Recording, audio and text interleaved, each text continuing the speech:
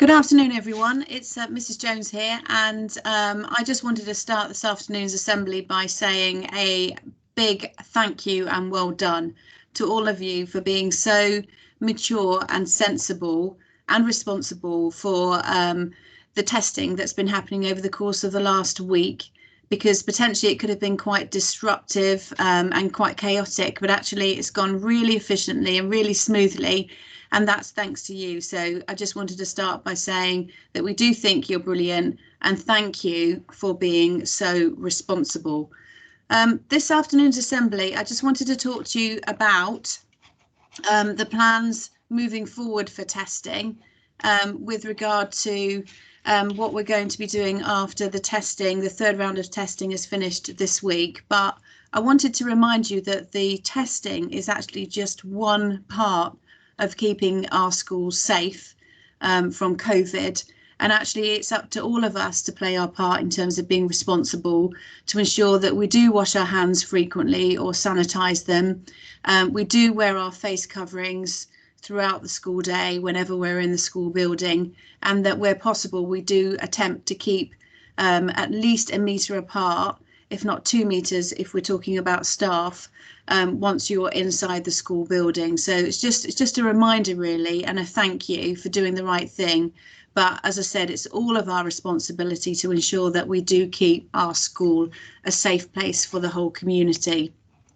And also to remind you that there has been no change with regard to the current guidance with regard to coronavirus symptoms. That is, if you have a new persistent cough, a raised temperature, or a change or loss to your sense of smell or taste, then you do need to stay at home and book a test. You must not come into school if you have any of those symptoms.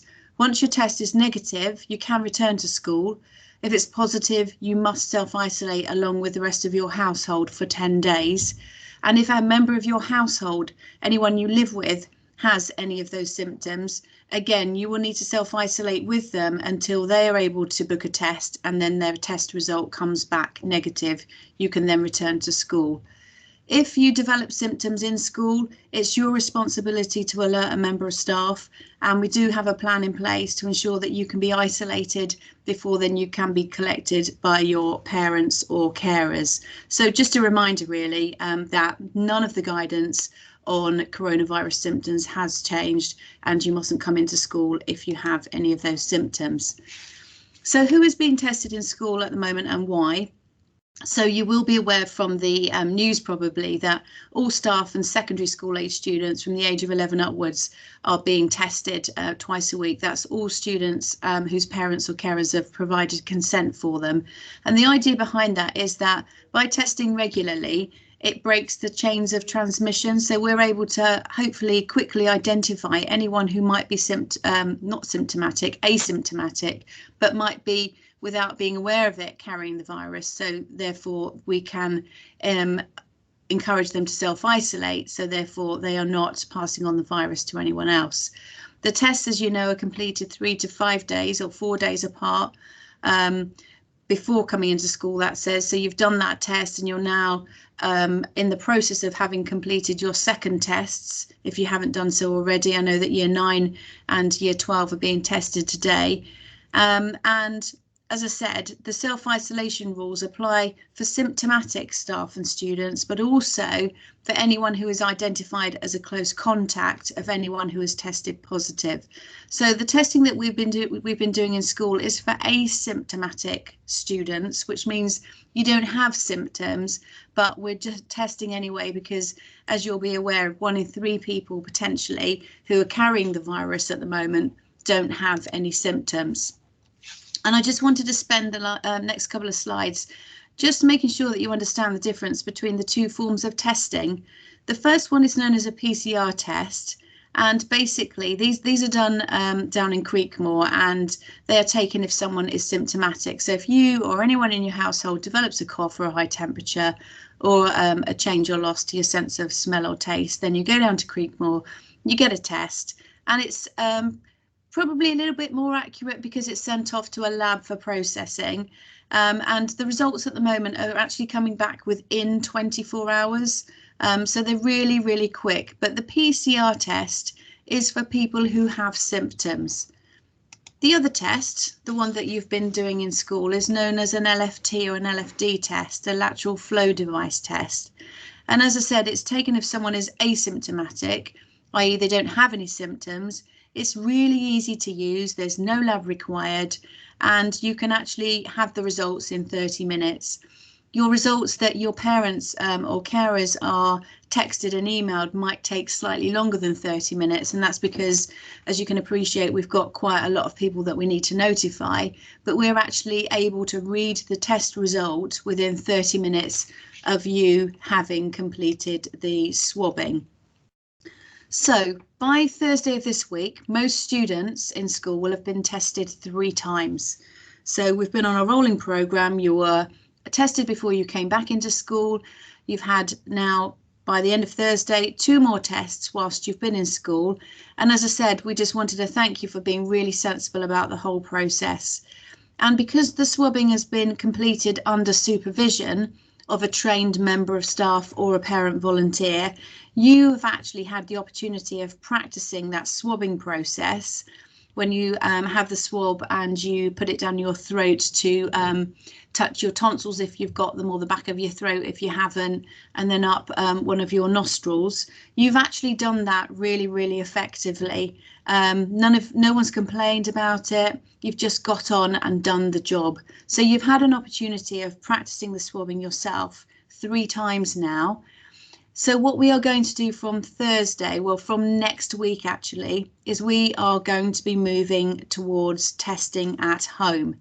This is in line with government guidance and is actually something that staff have now been doing since we've returned to school. So for the whole of last week and this week, staff have been self-testing at home twice a week.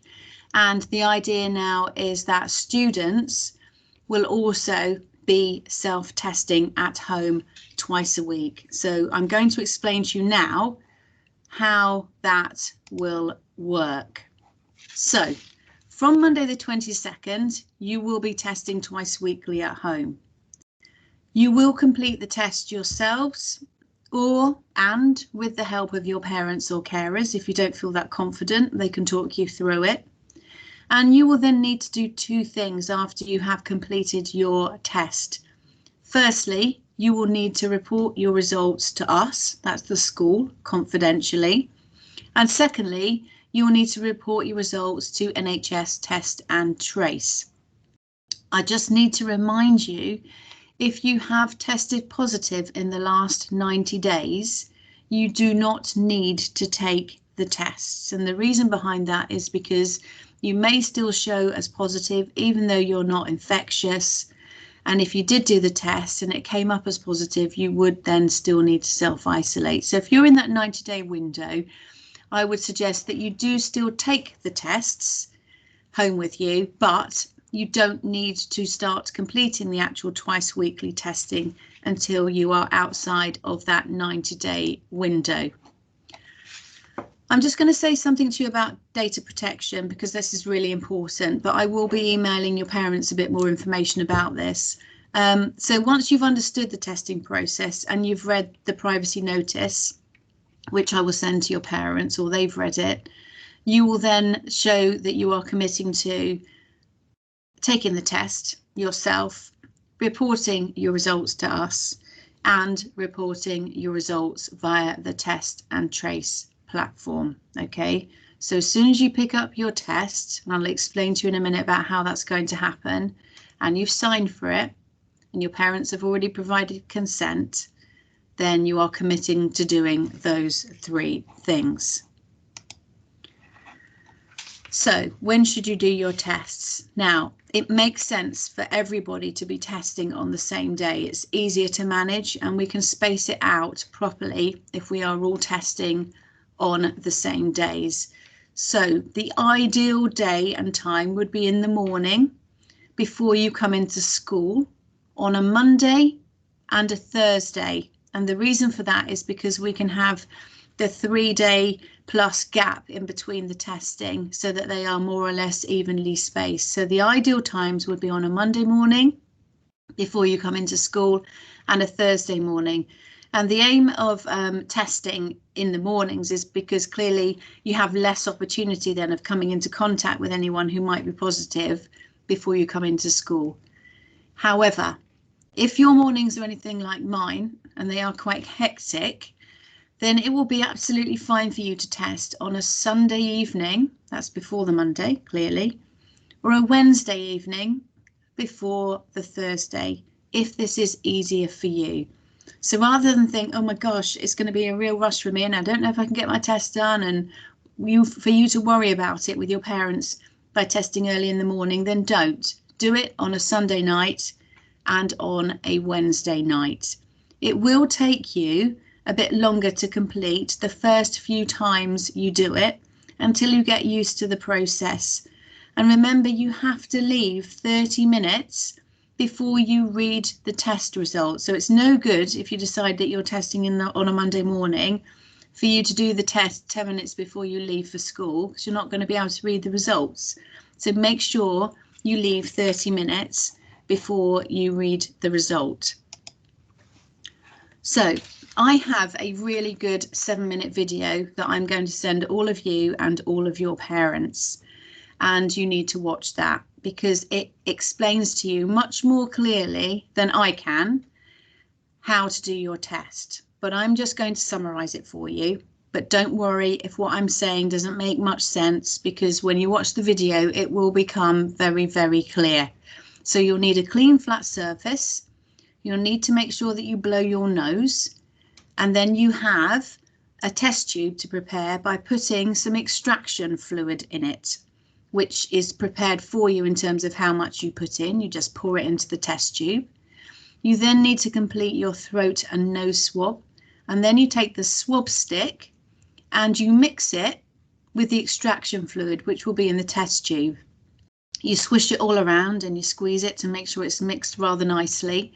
And then you take the test tube and you place 2 drops into the lateral flow device, which is like a flat piece of plastic. And then you just wait for 30 minutes and then you read the result. And in the video and in the instruction leaflet that I will also send you, it will tell you how to read the result. Okay, so everything will be explained step by step for you. So please do not worry about it being a complicated process, because it isn't. So this is the link to the video. I will send this to you in an email. Please watch it. As I said, it only takes 7 minutes, and this will be emailed to both you and your parents and carers. And then if you feel the need to kind of stop it or pause it so that you can practice properly, then that's absolutely fine. So how do I report my test results? First of all, you will need to report them to school. And we are in the process of setting up 2 ways that you can report your test result. The first one will be on the SharePoint homepage. Now, your parents won't be able to access this, but you will. But if you prefer for your parents to report your test result, then they will go onto the website, and we will put a link onto our website, which also says COVID test result. And if you click on that, either one of those 2 links, it takes you to our test register page. And it asks you, first of all, for your lateral flow device number, which at this point you will have to type in, takes all of 3 seconds. And then it will ask you to report whether your test is positive, negative, or void. Now, void just means that something's gone wrong and you're not able to read it properly. So if it's messed up, basically, and it's not shown as either positive or negative, then it's a void, and you will need to report that and then retake the test. Okay. If your test is positive, please report it, but your parents will also then need to contact the school, either via the student support manager and or me, and we need to have that information very quickly, because clearly we will then need to contact whoever's been in close contact with you. The second thing you will need to do is to report your test results to Test and Trace, NHS Test and Trace. Now, when you click on the link on SharePoint or the website, and you've reported your result to the school, it will automatically take you to NHS Test and Trace, and then you do the same thing. You basically upload your results. It takes all of 5 seconds and you are done. I've also included the website address there for you, should you wish to access it separately. Okay, nearly there. So how and when will you collect your test kits? So this, as you can imagine, could be quite a logistical challenge. So the way we're going to do it is that when you come into the sports hall for your 3rd test, so year 11, for you that's tomorrow, year 10 and 13, that's on Wednesday, and year 9 and 12, that's on Thursday. You will be given a lovely looking test kit like this, which contains 7 tests, so it will last you for 3.5 weeks before we reissue them, and you will need to make sure that this gets home safely to your parents. Do not lose them, please. They need to get home safely to your parents, so put them in your bags, and you will also be given, once you've signed for them, a separate set of instructions. So the ones in there, helpfully by the government, are wrong. We need to bin those, and you'll be given a separate set of instructions. Take them home to your parents and wait until Sunday night or Monday morning before then completing your first test, remembering to report it to the school and also to NHS Test and Trace. So finally, your parents will be emailed tomorrow morning. I will send all of this information, including an instruction leaflet and a video link, to all of you, so you've got the information as well. Make sure that you talk about the testing with your parents and carers, because it's really important that you get into a routine to be able to do this twice a week. And anyone who won't be tested at home for whatever reason, you've not completed your tests, and this is why we're asking you to report it, because we will need to pick you up. You will then need to be tested in school. Clearly, it makes sense for everybody to be tested in school. So please remember, at home. So please remember to make sure that you get into that good routine. Make sure that you keep your test somewhere safe.